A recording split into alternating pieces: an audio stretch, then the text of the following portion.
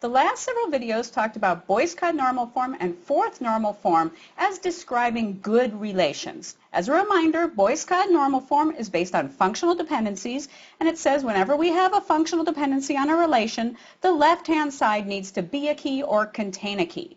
Fourth normal form uses multi-value dependencies and says whenever we have a non-trivial multi-value dependency, again, the left-hand side is a key. And as a reminder, functional dependencies are also multi-value dependencies, so fourth normal form implies Boyce-Codd normal form. What we're going to see in this video is a few examples where Boyce-Codd normal form or fourth normal form are actually not necessarily desirable for the specific relations we're designing. As usual, we'll be using our college application information database, although each of our examples will be a bit different. For our first example, let's take a look at the apply relation, and let's suppose that we have the student's social security number, the college that they're applying to, the date of their application, and the major they're applying for. And furthermore, let's say that each student can apply to each college only once and for one major, so that'll be on one date for one major.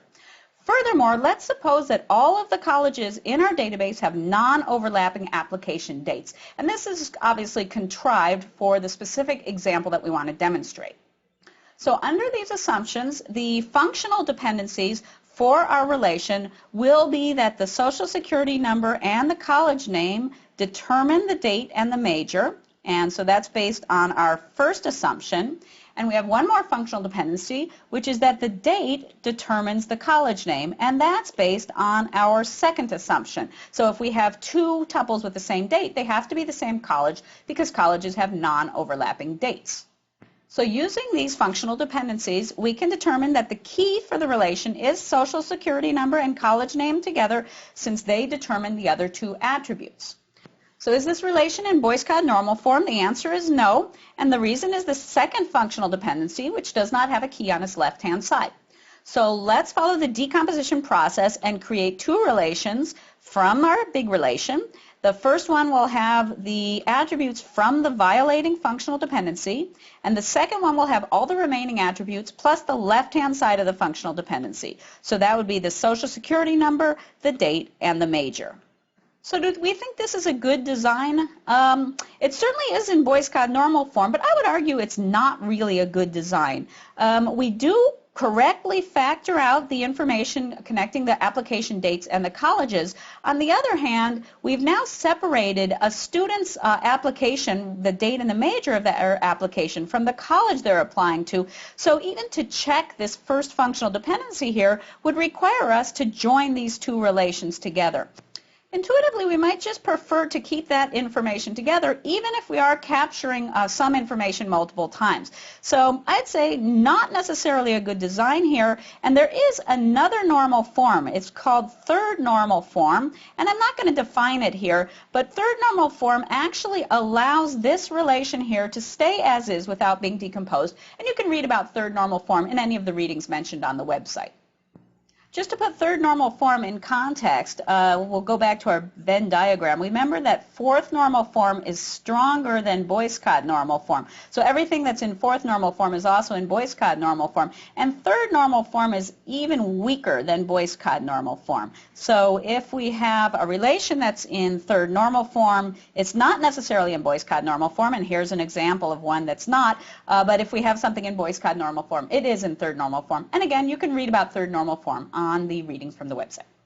For our second example, let's go back to our student relation, and now we're going to have a student's social security number, the high schools that they've attended, their GPA, and their priority for admission.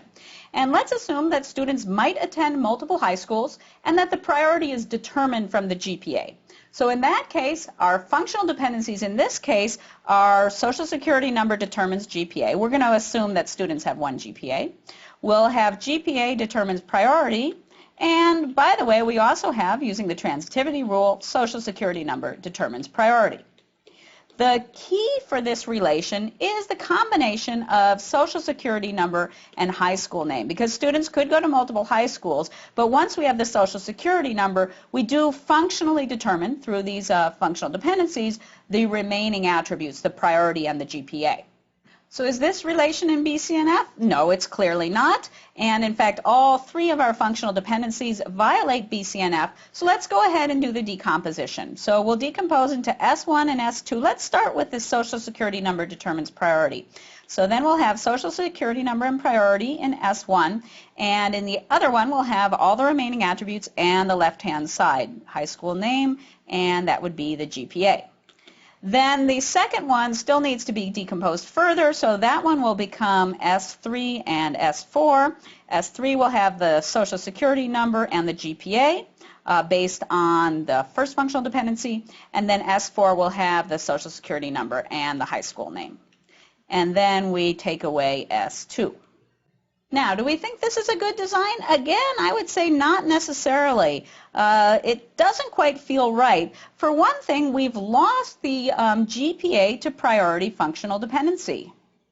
We can join the two relations, S1 and S3, to check that dependency, but it would be nice if that dependency were together in a relation. And in fact, in this case, we can have a Boyce-Codd normal form relation that does maintain that dependency. So if we had made S1 have GPA and priority together, then we wouldn't have needed S3, and we're actually still in Boyce-Codd normal form. So that would have happened if we had started with the functional dependency, which is also implied, that was SSN to GPA and priority. Actually, way back in the decomposition algorithm, I mentioned that sometimes when people use that algorithm, they try to start with the biggest functional dependencies they can to get a better end design.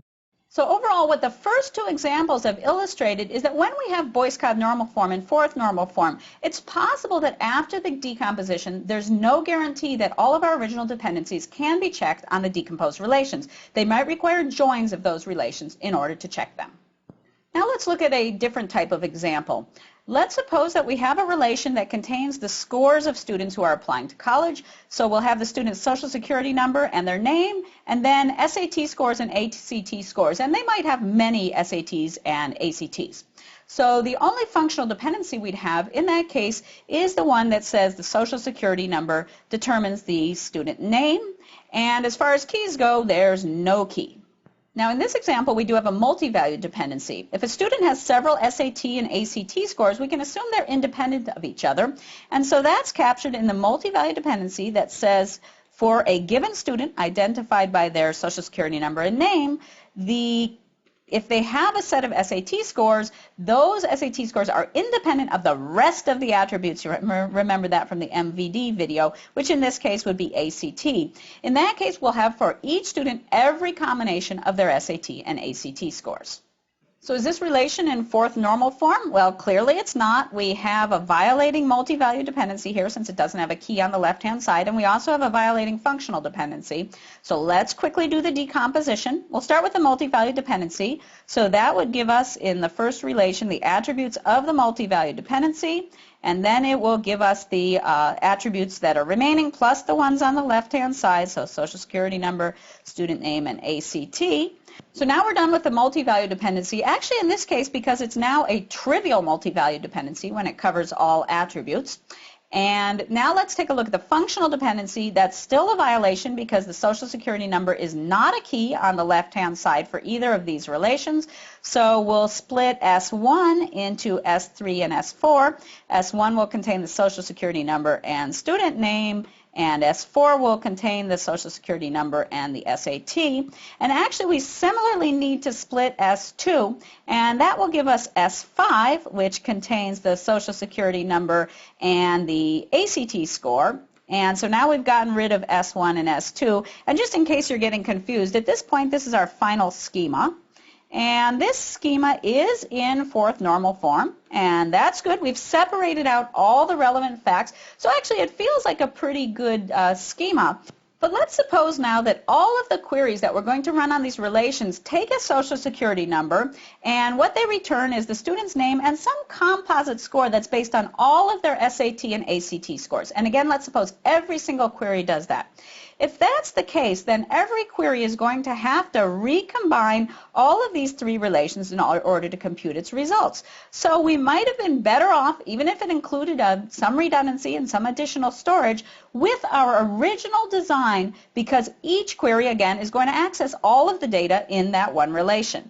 So there is something called a denormalized relation, and that's a relation that's not in a normal form, and when queries tend to access all attributes, when every query would be reassembling the normalized relations, it actually might be preferable to use one that's, quote, denormalized. And here's our final example. This time let's talk about college information. So we have a college and the state it's in. Let's suppose we have some other information and we decide to put it in separate relations. So we have the size of the college, the number of students in the college, and we might have the average SAT score for each college, the average GPA for each college, and maybe some additional relations, each containing one fact about the college.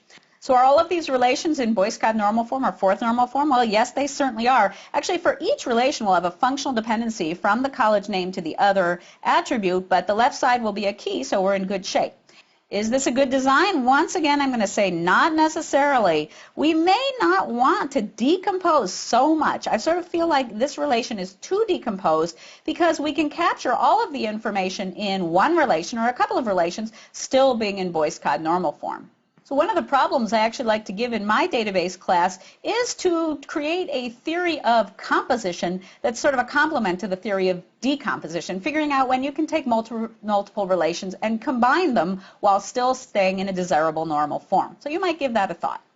So in conclusion, when designing a database schema, there are often many different designs that are possible. Some of the designs are much better than others, and we have to have some way of choosing the design we want to use for our application. We do have a very nice theory for relational database design that we've gone through in the past several videos. We define normal forms that tell us when we have good relations. We have a process for designing by decomposition, and it's usually quite intuitive and works well. There are, however, some shortcomings to the normal forms that we've defined, and in this video we saw some specific shortcomings involving enforcing dependencies in decomposed relations, about considering what the query workload might look like when one does one's database design, and finally the possibility of over-decomposing one's relations unnecessarily.